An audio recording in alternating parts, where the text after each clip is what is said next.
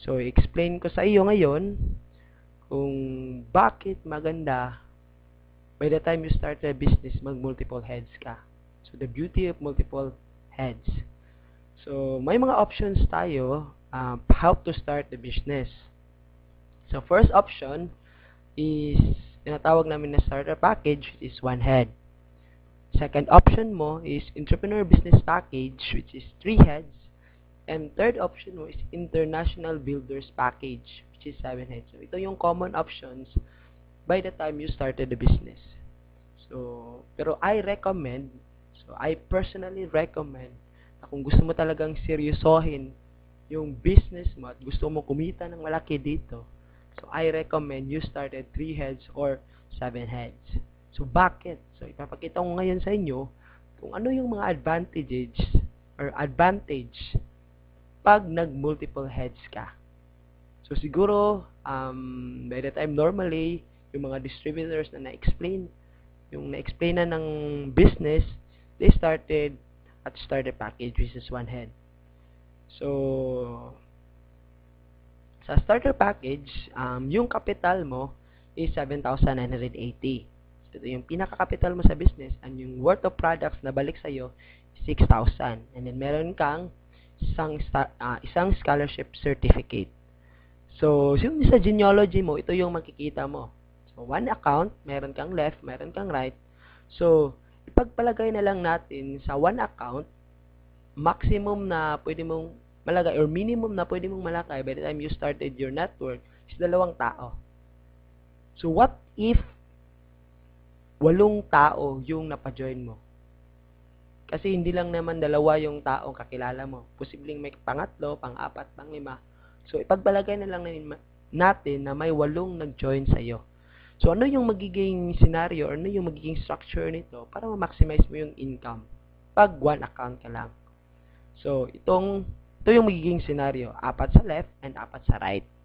So, possibly, yung income na makukuha mo sa 8 tao na nag-join is a sponsoring bonus, kikita ka ng 8 tigpa 500.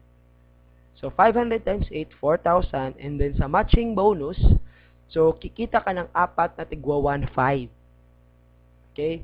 So, 1,500 times 4, equivalent to 6,000. A total of 10,000 pesos yung kinita mo sa 8 tao na nag-join sa'yo. Sa one head. So, ano yung advantage pag you started entrepreneur business package or 3 heads? So, magkano yung capital sa entrepreneur business package? Yung capital is 23,940. So, 7,980 times 3. So, yung worth of products na nabalik sa'yo is 18,000. And then, ito yung magiging structure mo. Ikaw yan si U1, U2, at saka si U3. So, by the time you started the business, ganito yung structure na makikita mo sa genealogy mo. So, mayroon siyang tinatawag na cash payback. Ibig sabihin, by the time you invested 23,940, automatic, kumita ka na agad ng 2,500. So, saan yun nanggaling? So, by the time nag-invest ka, parang naka-recruit ka ng 2 tao. So, 500, 500, 1,500, a total of 2,500. So, makikita mo yung return of investment na nabalik sa'yo or yung return is 18,000 na products plus 2,500. So, a total of 20,500. Okay? So, yung cash out, parang yung pera na talagang pinalabas mo, inilabas mo by the time na na-consume mo lahat ng yung products or nabenta mo, plus yung 2,500 na cash, automatic makukuha mo. So, kulang-kulang na 3,440 only lang yung napagawas na pera mo. Kasi 23,940 minus 20,500, so nasa 3,440 lang.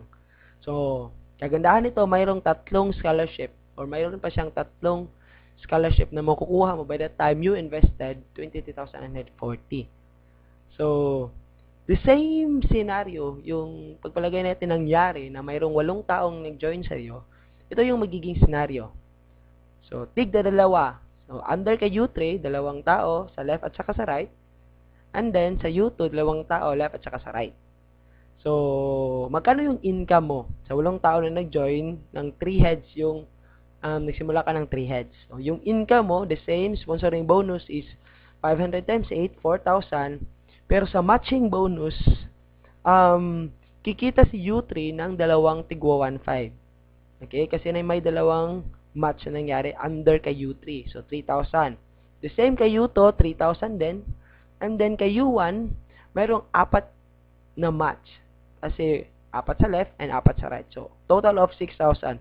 So, kulang-kulang magkano lahat yung kinita mo by the time yung 8 tao nag-join sa'yo. So, a total of 16,000 pesos.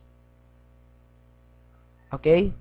So, yan yung kinita mo by the time yung 8 tao nag-join sa'yo, nagsimula ka entrepreneur business package. So, mayroong last na option, international builders package, na kung gusto mo talagang kumita na malaki, we recommend na ito yung kunin mo. So, magkano yung kapital? So, you invest almost 55,860. So, kulang-kulang mga 56,000. Worth of products na bumalik sa'yo is 42,000. And then, ito yung magiging structure mo sa genealogy mo. So, U1, U2, U3, U4, U5, U6, at saka si U7, nakapangalan yan lahat sa'yo. So, magkano yung cash payback? So, hindi ka pa nagsisimula, automatic, kumita ka na agad ng 10,500. So, i-compute mo lang, 4 na direct referral at nasa 5 pairing yan. So, yung return is 42,000 plus 10,500. So, nasa 52,500.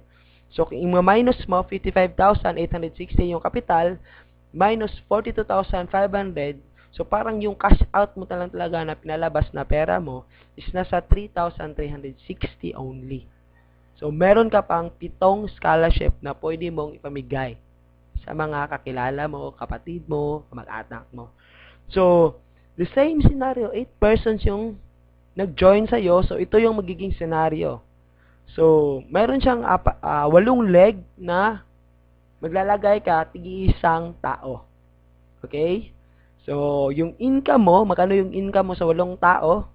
Sponsoring bonus, nasa 500 times 8, 4,000. So, matching sales bonus, si U7, kumita siya ng isang pair. So, 1.5. So, si U4, U5, U6, at saka si U7, kumita sila ng tigwa 1.5 sa matching bonus. So, lumalabas, si U7 to U4, kumita ka ng 6,000.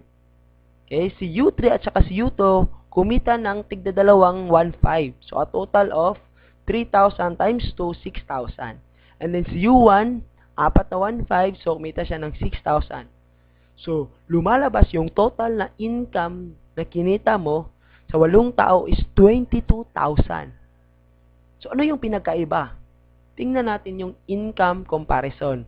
So, sa 8 persons na nag-join sa'yo, pag 1 head ka lang, 10,000 yung kikitain mo.